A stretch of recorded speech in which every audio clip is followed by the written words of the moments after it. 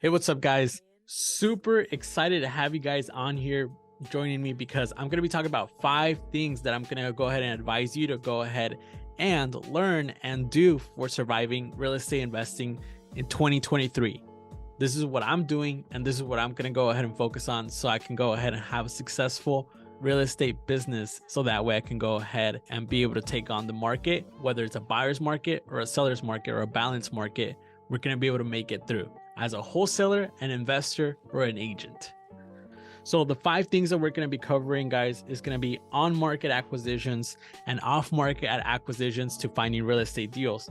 Now, besides that, as well, what to do on wholesaling just for cash, buying low and selling high, and how to acquire these deals if you're new to them. Why? Because the opportunity is there and you're going to be able to go ahead and maximize either end, off market or on market. And as well, seller financing. That's my third advice. You have to get creative or else you're not going to be able to survive this market shift. And if you're new and haven't learned about novations, one of the biggest things is being able to go ahead and sell these properties that you can't sell for 65% on the dollar, basically 70% on market for 80%, possibly 78%, because the property doesn't need a lot of work. It's not in high distress. You can make it a win-win situation between you and a seller.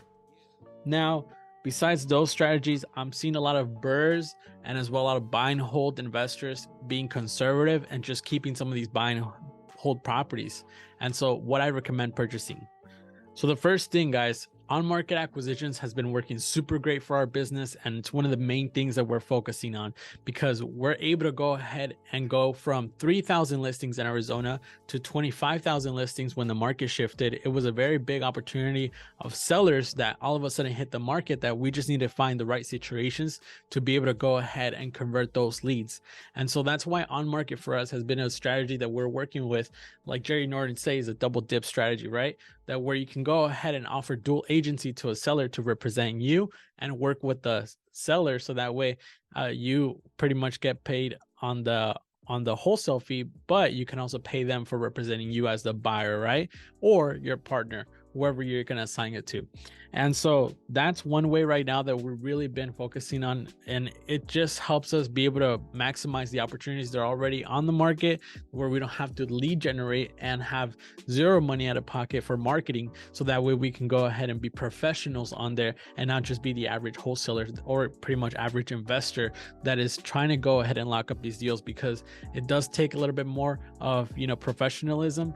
But at the end of the day, if you can master this, it's going to be able to help you out so much, so that way you can go ahead and implement into your business. Now, with wholesaling cash, what I would do right now, because for off-market marketing or direct to seller marketing, if you're trying to reach direct homeowners, I would focusing on 1 or 2 strategies and doubling down on those things. Some people are doing PPC, which works great, but some people don't have PPC budget. Some people are doing cold calling, which is good, but some of these numbers are popping up as scam likely.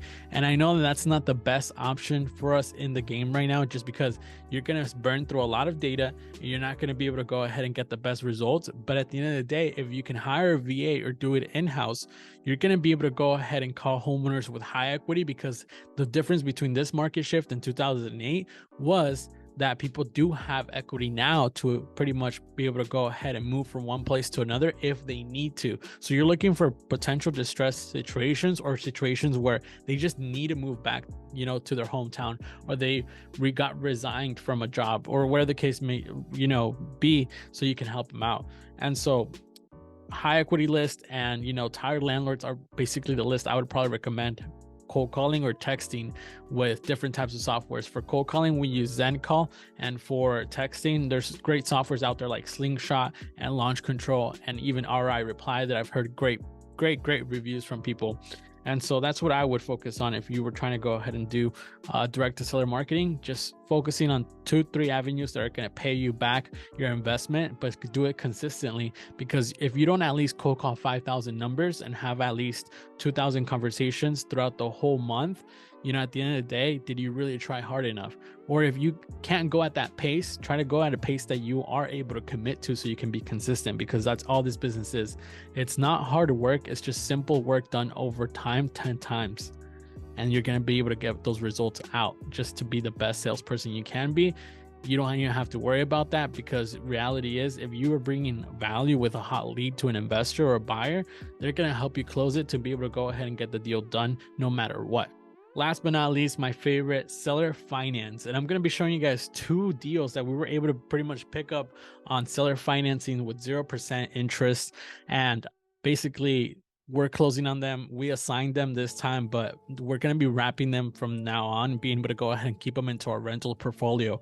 And that's something I'm super excited for, because, you know, when interest rates were really low, you know, it was easy to get money and be able to purchase properties at really high price, like hedge funds were doing. But now with the interest rate being high and the Fed just raised them, we still are not going to feel those Federal Reserve interest rate hikes until a couple months from now. But while we wait for them, we know that, you know, eggs are being overpriced, and, you know, the economy is going through a shift. So we have to prepare and be able to know how creative we can get with these deals, whether it's multifamily or seller financing on single family homes. The biggest things with novations that I'm seeing now as well too, for number 4, is that, you know, you're able to price properties correctly. They're still going to sell on the market, but they have to be priced correctly. The best bang for your buck is the motto right now, as with real estate agents and flippers.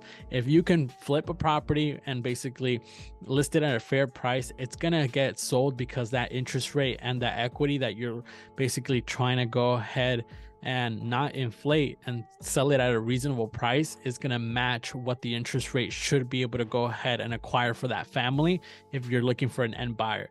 Novations allows wholesalers and investors to be able to go ahead and relist the property on the market from a direct to seller by providing a long-term solution, but in a short period of time, compared to a seller finance deal where you can go ahead and pretty much list the property for the seller and make a net amount on top of the purchase price that you pretty much told them that you could get them for.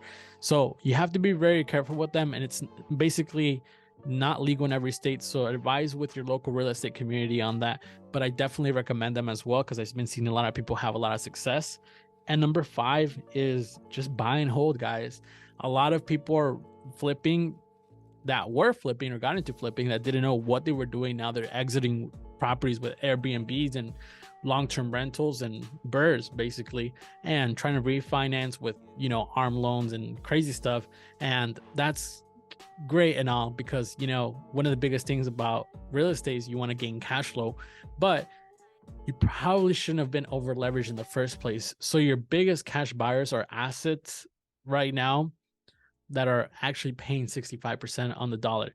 So if you're looking for properties that you can purchase for 55% to make a 10%, you know, arbitrage fee as a wholesaler, you need to look for the opportunities that are in high distress.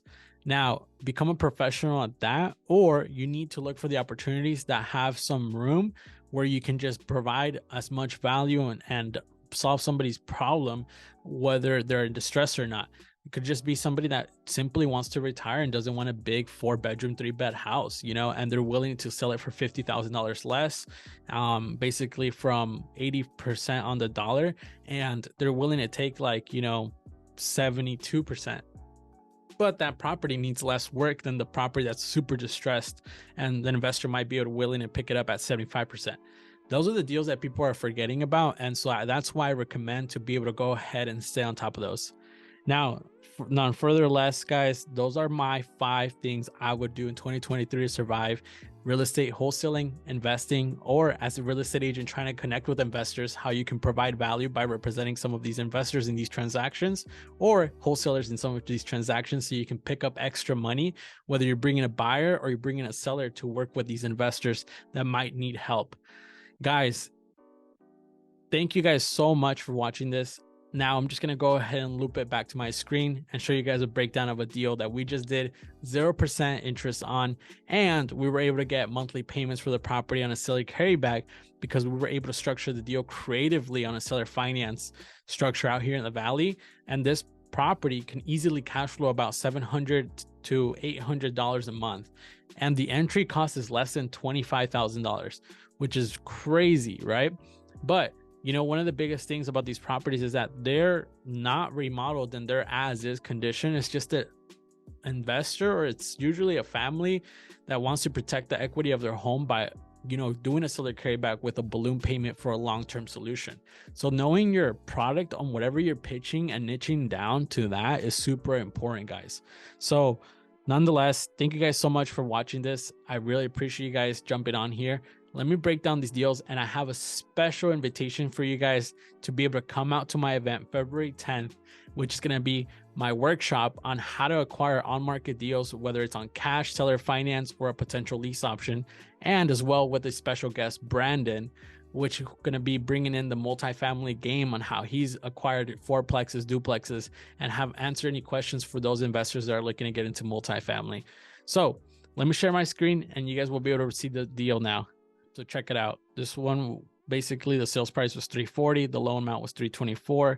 So we didn't end up putting that much down, and this is my company right here. We were able to go ahead and assign it over and make it a fee for an end buyer. We disclosed it to the agent, and we were able to go ahead and bring somebody onto the deal that was willing to overpay for our down payment, which would be able to cover the down payment that we promised the seller.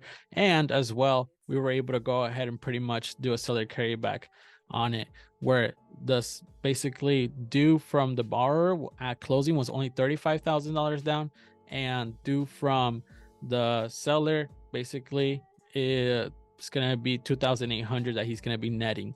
Now, why would somebody do this? Is because they want to go ahead and protect their equity of their home. Another deal that we did, purchase a property for $355 with a down payment of $17,000 with 0% interest, guys. It was crazy. And it was $1,350 a month when it rents for like $1,800 a month with a 20.8 year amortization with 0% interest with a 5-year balloon. And so, if you're looking to go ahead and learn and acquire these deals, it's going to be one of the few topics I'm going to be talking about at this workshop, but I highly recommend you coming through, and whoever sent you this really cares about you, because they're looking to go ahead and have you expand in your real estate knowledge or become an asset to work with them. So again, guys, February 10th, Friday, if you're in Phoenix, Arizona, on Central and Thomas, we're going to be hosting our event. So if you're interested in coming, go ahead and look for the link below so you can go ahead and check it out, or watch this next video on what it's going to be about. Thank you guys so much, and you guys have a good rest of your day.